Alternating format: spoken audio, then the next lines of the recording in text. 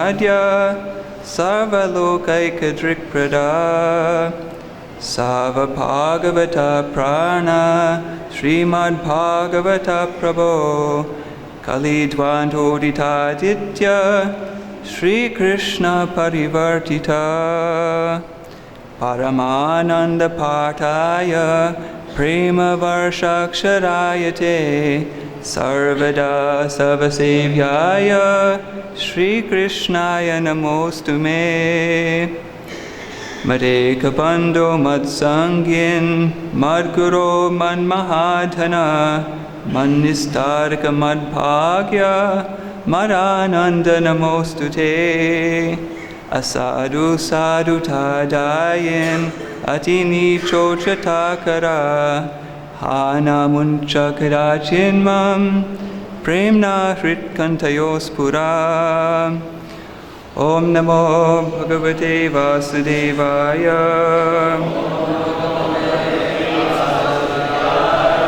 Om Namo Bhagavate Vasudevaya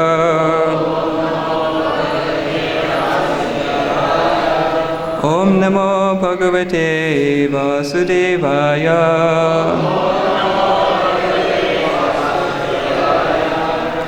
Reading from Srimad Bhagavatam, Canto 5, Chapter 5, Text 23. Na brahmanais tulaye bhutam anyat Pashyami vipra kimatah param tu Yasmin ribi prahutam shraddayaham Ashnami kamam natatagni hotre Na brahmanais tulaye bhutamanyat Pashyami vipra kimatah param tu Yasmin ribi prahutam shraddayaham Ashnami kamam natatagni hotre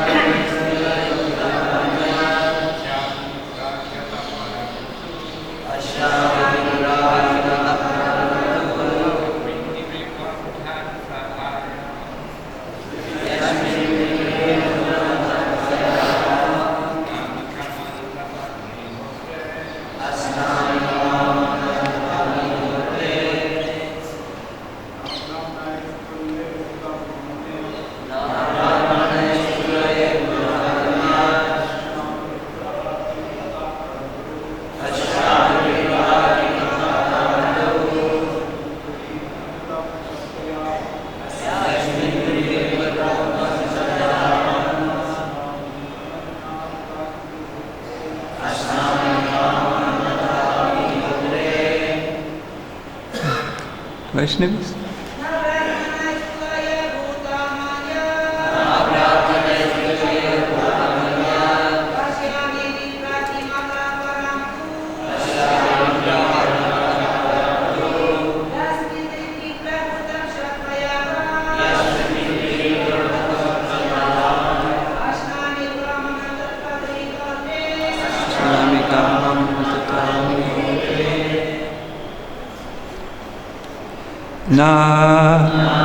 Not Brahmanai with the Brahmanas.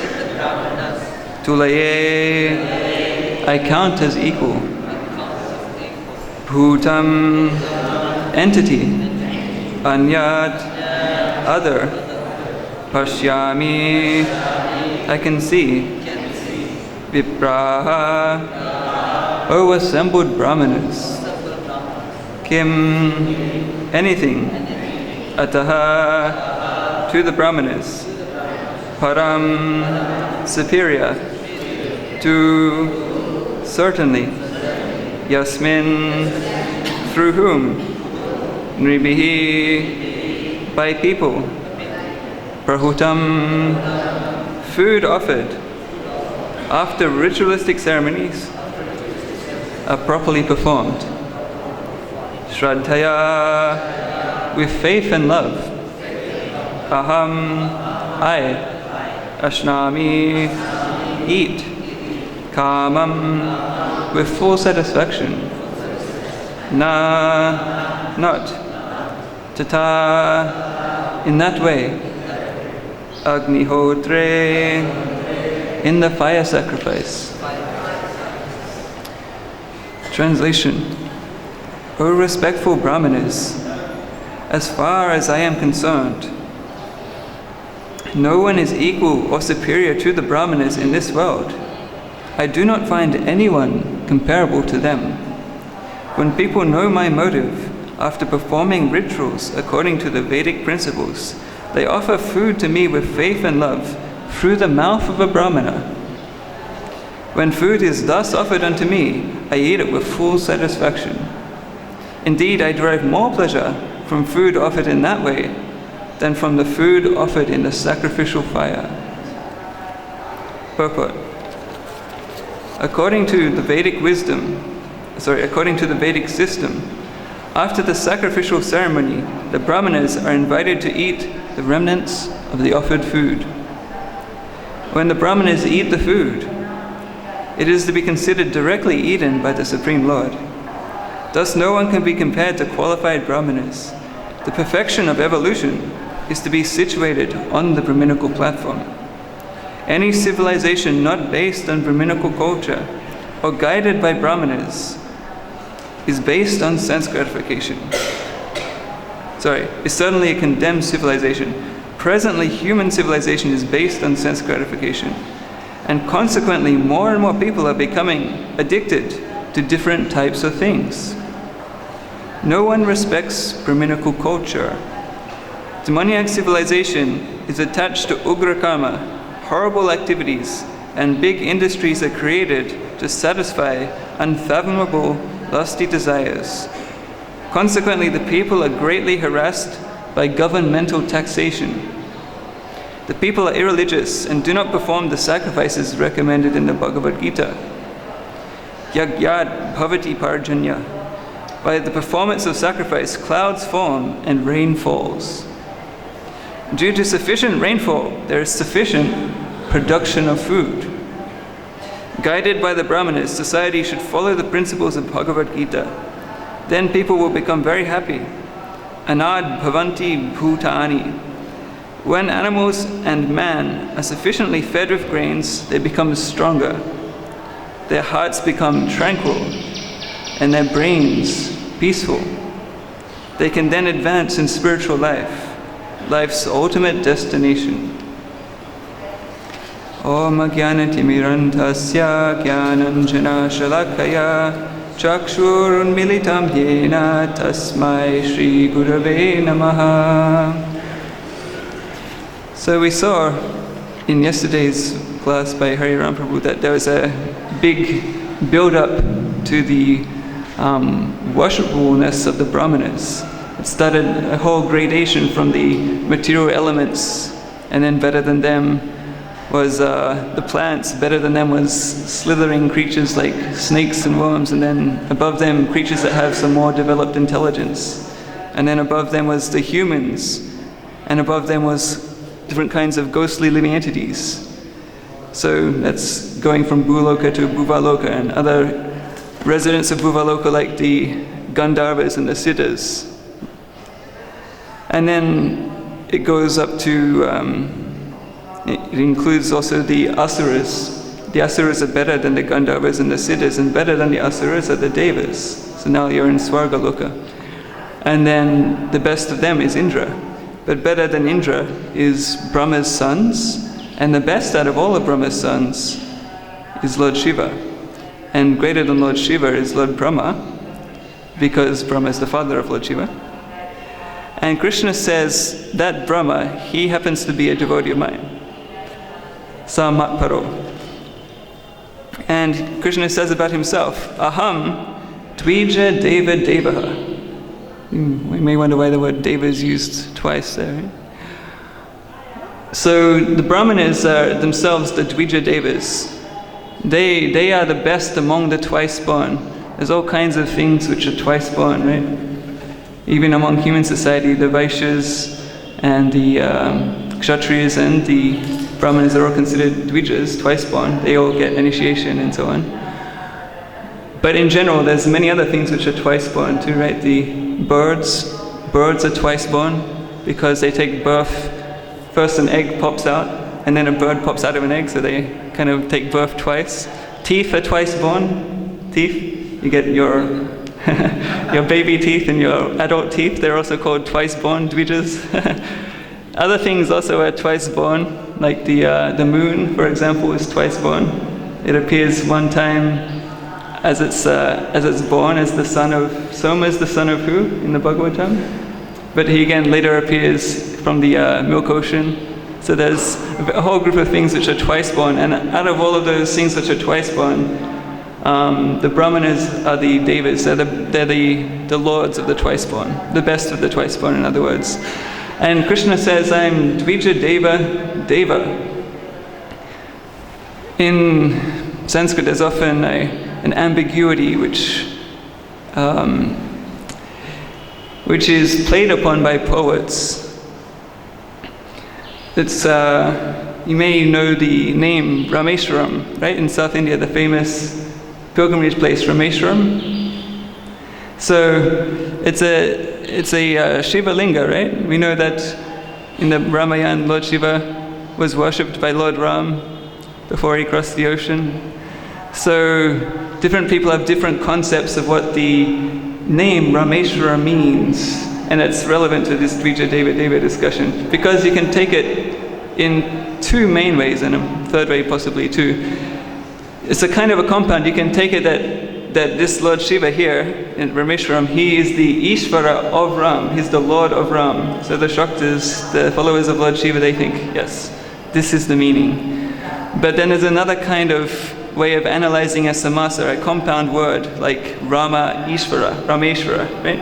In Sanskrit, and that's called a Bahuvrihi analysis. So one whose Ishvara is Ram, one whose Lord is Ram. So this Lord Shiva is one whose Lord is Ram. So Lord Shiva's Lord is Ram. So then the Vaishnavas like that interpretation. And then there's so there was they went to ask different persons what was the meaning of it. So what's the meaning of Rameshwara? They went and asked Lord Shiva, and Lord Shiva gave that explanation, that Bahuri explanation. Lord Shiva said, Rameshwara means me, whose Lord is Ram. Ram is my Lord. And they went to Lord Vishnu, and he, in his humility, said, he is the Lord of Ram. Lord Shiva is my worshipful deity. So Lord Vishnu, he likes to worship Lord Shiva. We see that even in Chaitanya Mahaprabhu's pastimes also. So, and Lord Brahma finally was approached, and he said, well, it could be a Dvandva compound. It could be Rama and Ishvara. Lord Rama and Lord Shiva are there together in that place. So that kind of pacified both the parties. So like that Dvija Deva Devaha can be analyzed in these two ways.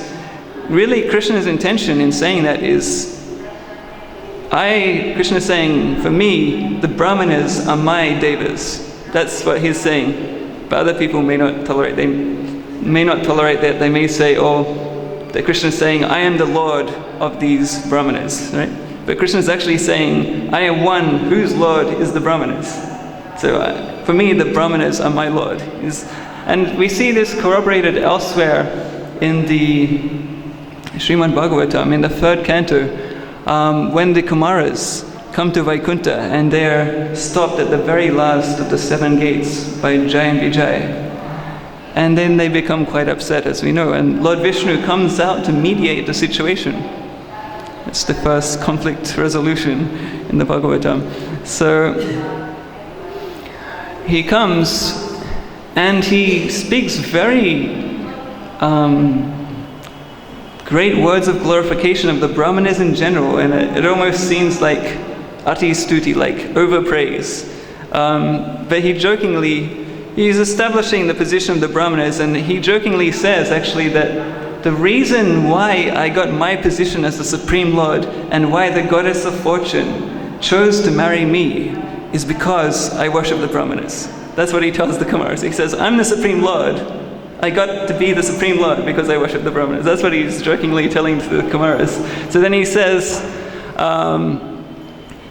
if I find that even one of my own limbs is acting in a way that is contrary to the welfare of the Brahmanas, I will not hesitate to cut off my own limb. He says that to the Kumaras in the Bhagavatam. And that's actually proven later on. It's proven in the pastime of Bhaumasura. We know Bhaumasura, right? Bhauma. What does this name Bhauma mean? It means he's the son of Bhumi. Bhauma means son of Bhumi. When Varaha lifted up the earth planet from the bottom of the universe, then by the touch of Varahadev, the earth planet became impregnated by Varaha's transcendental touch, and she bore a son who was called Bhauma, son of Bhumi. And that son actually started off as a good boy. He was religious, but he fell into bad association of Banasura. And by Banasura's association, he became also demoniac in his quality, and he started giving trouble to the Brahmanas. And he started giving trouble to the Vaishnavas and to the people in general. He became a demon. So Krishna actually ended up having to kill him, but who was he killing? He was killing his own son. Bhaumasura was actually Krishna's own son from Varaha and Bhumi. So this is how he demonstrates, like a son, actually, that the father is reborn in the form of the son, as we know, right? The son is like a limb or an extension of the father's body. So when he says to the Kumaras in the third canto, I won't hesitate even to cut off my own limb if it's found to be giving trouble to the Brahmanas. He actually proves that when he actually kills his own son Bhaumasura, who is actually giving trouble to the Brahmanas and to the people in general. So we know that Krishna is known, Namo Brahmanya Devaya Go Brahmana Hitaya. He's known for his devotion to the Brahmanas. He's very unabashed in describing, Krishna is not greedy actually for his own, high status. He always puts himself under his devotees and under the learned Brahmanas. It's quite an amazing quality of Krishna's. He's very humble. So we see here in this verse that Krishna is telling Jai Shri Shri Gauri Jai Shri Shri Krishna Balaram Shri Shri Radha Shyam Sundar Lalita Vishaka Ki Jai.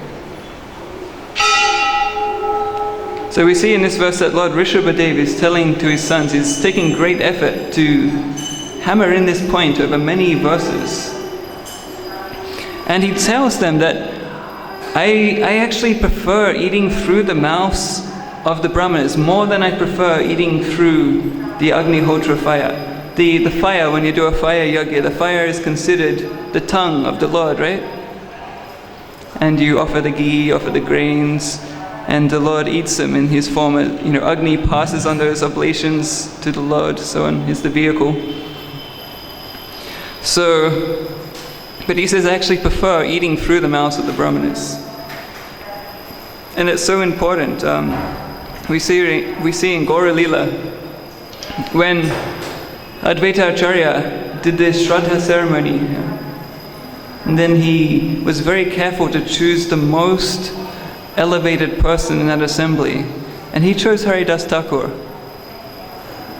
Haridas Thakur, in one sense, he wasn't a Brahmana by birth, but by qualities. He was by far the most excellent Brahmana in that assembly.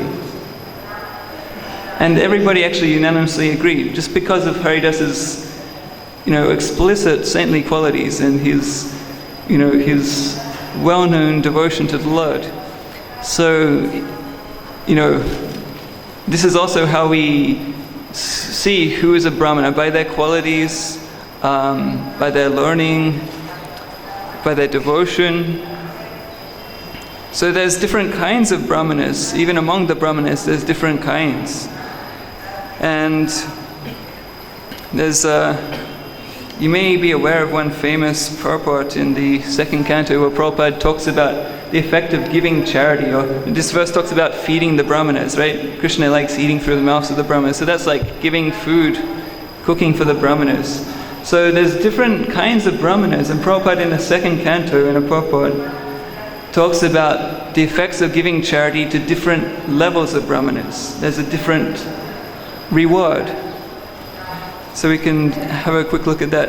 Prabhupada is actually quoting, he calls it the Smriti, it's actually coming from Manu Smriti. So Prabhupada says, money given in charity to a suitable person is guaranteed bank balance in the next life. Such charity is recommended to be given to a Brahmana. If the money is given in charity to a non-Brahmana, somebody who doesn't have Brahminical qualification, the money is returned in the next life in the same proportion. So charity in general to a normal person, you get back the same amount. But then he says, if it is given in charity to a half-educated Brahmana, even then the money is returned double. If the money is given in charity to a learned and fully qualified Brahmana, the money is returned 100 and 1,000 times. And if the money is given to a Veda Paraga, one who has factually realized the path of the Vedas, it is returned by unlimited multiplication.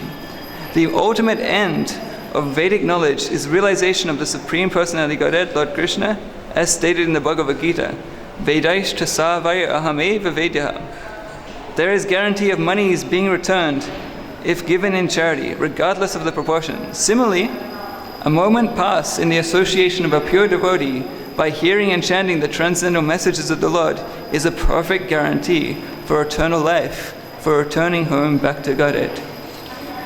So, how many of you know this passage? Yeah. Okay, a few devotees. So this term is used here, Veda Paraga. Para means when you have an ocean, and or you have a very broad river. Say you're at Mayapur and you're standing on the Ganga, yeah? And then you look over to the other side of the Ganga, there's the opposite shore of the Ganga. That's the Para. So Paraga, one who has crossed over and gone to the opposite shore, is called a Paraga. So the Vedas are like an ocean. They're vast, they're huge. So this Veda Paraga means somebody who studied the Vedas and all the Vedangas too, all the 6 Vedangas. Somebody who has studied all of those and, as Prabhupada points out, has realized the conclusion of them, that it's actually Krishna is the conclusion of, and you should worship Krishna, that's actually the conclusion of the Vedas. One who has in that way crossed over to the far side of the ocean that is the Vedas. If you give charity, if you feed such a person, give charity to such a person, there's unlimited multiplication, or unlimited return based on that investment, if you like. So, and Prabhupada actually ends this by talking about hearing and chanting the association of a pure devotee, that giving your ears in charity, then you'll be rewarded by an eternal reward, which is going back home, back to Godhead. So this actually all of this comes from the Manu Samhita, and the Manu Samhita has a verse which is practically quite similar to today's verse. It talks about the Lord eating through the mouth of the Brahmanas. So the Manu Samhita, talking about the duties of kings, says about kings, let him honor those Brahmanas who have returned from their teacher's house after studying the Veda. For that money which is given to Brahmanas is declared to be an imperishable treasure for kings. The offering made through the mouth of a Brahmana which is neither spilt, nor falls on the ground, nor ever perishes, is far more excellent than Agnihotras. So to feed a Brahman is actually more pious than even to do a fire sacrifice. But he specifies that you shouldn't spill the food on the ground, and so on. All right, and he talks about, he says, a gift to one who is not a Brahmana yields an ordinary reward. A gift to one who calls himself a Brahmana by birth, a double reward. A gift to a well-read Brahmana, 100,000-fold reward. And a gift to one who knows the Veda and the Vedangas, a reward that is without end. That's actually what Prabhupada's paraphrasing here, this Manu Samhita passage. And then he says, for according to the particular qualities of the recipient and according to the faith of the giver, a small or a great reward will be obtained for a gift in the next world. Okay, this sounds like some charity. That's there. But we can take away some interesting points this. When you're giving charity, you have to see the qualities of the recipient and the faith of the giver. That's also an important point. The person who's giving also has to have faith in that person that they're giving to. That's also part of the equation. And there's a nice thing, because there's different kinds of charity that can be given. There's grains and wealth and cows and food, money, and so on. All kinds of different charity that can be given. But actually, the Shastras explain that Vidyadan, giving knowledge in charity, is actually the highest form of charity. And it's actually, Vidya is the highest form of wealth. There's a very nice shloka that explains this. It contrasts knowledge to other kinds of wealth. That knowledge, it cannot be taxed by the government or by the king. Yeah? It's like any other kind of wealth you have, they can tax it, right? Part of it will be taken in income tax or whatever. But knowledge is a wealth that cannot be taxed by the government or the king. It's nabharakari. It doesn't create a burden. It doesn't have any heavy weight to it. Like some wealth, you have some treasure chest of gold or something, it's heavy. If you have a cow, wealth in the form of cows, they're very heavy. If you have even food, pots of granaries, supplies of food, sacks of grains, they're also very heavy.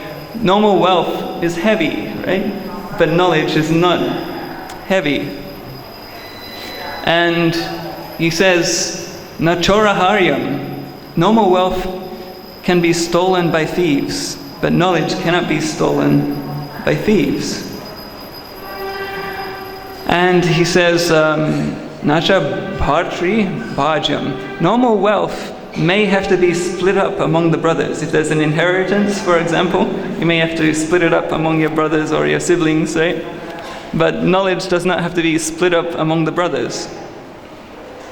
And then the most amazing thing, about knowledge is the more that you give, the more it increases. With normal wealth, the more you give out, then all your wealth will gradually go. But with knowledge, the more you give out, the more you teach, then the more actually realization, the more the knowledge increases. So in this way, knowledge is ascertained to be the highest form of wealth. So that establishes some of the glories of jnana. But even in jnana, there's different kinds of jnana, but knowledge about Krishna, that's the highest kind of knowledge. If you give that in charity, that's the highest kind of charity. Krishna himself says this in the Bhagavad Gita. He says, right at the end, in the 18th chapter, in verse 68, Yaidam paramam guhyam madbhaktesha vidasyati bhaktim mayi param kritva mamei vaishyatya sankshaya. For one who explains this supreme secret to the devotees, pure devotional service is guaranteed, and at the end, he will come back to me. Nacha tasman manusheshu kaschin me priyakritamaha bhavita nacha me tasmat anya priyataro bhuvi. There is no servant in this world more dear to me than he, nor will there ever be one more dear. So Krishna, at the conclusion of the Bhagavad Gita, he says, one who explains Bhagavad Gita, which is this knowledge about me, one who gives this in charity by explaining it to others, he is actually the most dear to me. There'll never be anybody more dear to me, Krishna says. We know in general, earlier in the Bhagavad Gita, there's 4 different kinds of people that approach Krishna, right? Artarti, etc.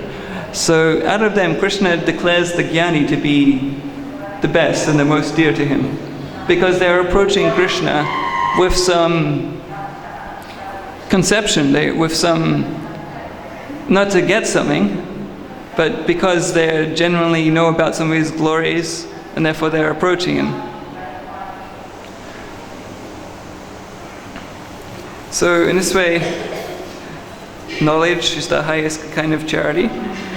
And we'll finish on one point mentioned in the purport by Srila Prabhupada, is towards the end of the purport, Prabhupada talks about the effects of religion. That when you do religion, yagyat bhavati parjanya, by the performance of sacrifice, clouds form and rains fall. Due to sufficient rainfall, there is sufficient production of food. Guided by the Brahmana, society should follow the principles of Bhagavad Gita. Then people will become very happy. Anad bhavanti bhutani. When animals and man are sufficiently fed with grains, they become stronger. Their hearts become tranquil and their brains peaceful. They can then advance in spiritual life, life's ultimate destination. So we're seeing here the effect, and he explains that the current civilization is basically not based on Brahminical culture, it's based on artha and kama, basically. It's not based on dharma or any idea of moksha, or what to speak of bhakti. But it's based on artha and kama, just getting some wealth and then enjoying the senses with that wealth. Yeah, and that's the basis. There's no respect for the Vedic civilization or these kind of yagyas. So we see the result of that. Prabhupada's quoting the famous verse of Bhagavad Gita, from yagya comes rain. Now you may say, oh, we still see rain. It's not too bad. It's Kali Yuga is going on. We still, just last night there was a bit of a rain, right? Of course that was here in Vrindavan, but around the world we see some rain. So you may think, well, even though yoga is not going on, still the rain's falling enough. But actually, those people who keep tabs on the resources of the world know that the next scarcity is in water. It's already manifesting. Water is actually becoming a endangered resource, or a resource that's in danger of not being enough. It'll be in scarcity. So the multinational companies in the world that have a long-term vision are already buying up all the reserves of water from different governments. They're already buying up everything to have control, because they know now it's about petrol. In 10 or 20 years, it's going to be all about water. The next wars are all going to be over water. Now there's so many wars, right? A certain big country that we know pretends to be protecting the world, when in fact it's just going in and plundering the petrol on some pretext, right? And everybody knows it, and still they get away with it. So that's just how it is, right? Kali Yuga. But the next thing will be water. So we may think, the rain's still there, but how much clean water is there on this planet? There's not actually so many reserves of it left. We see even the holy rivers is such a tragedy. So the water is becoming something that's going to be more and more in scarcity. And what comes after the parjanya, after the clouds and the rainfall? You get anna. You get grains. So grains come from seeds, right? So here also we have another effect of Kali Yuga coming in. We have the seeds being modified in so many ways. Anyway, we won't get into so many side topics, but as you know, the seeds are all kind of, again, becoming corrupted in Kali Yuga, because the pure original strains are being replaced by GMO strains, which are made by one or two multinational corporations who literally try and have a monopoly over the seeds. It's actually very demoniac. They want to have full control over the food supply, and any farmers that use natural homegrown seeds that have come down through generations of farmers, they try and pressure those farmers and weed them out, and if they don't use these seeds, and now they've actually made seeds where you no longer need a pesticide for the fruits and the vegetables that grow from those seeds. The seed itself contains the poison to kill the bugs. So if you grow a tomato from some certain of these new seeds, then tomato will grow and it'll look, nice and plastic and big and red, and of course there's no rasa there, but it'll look good. And if a bug comes to try and bite that tomato, the bug itself will die, because the fruit, the tomato fruit, is itself a poison.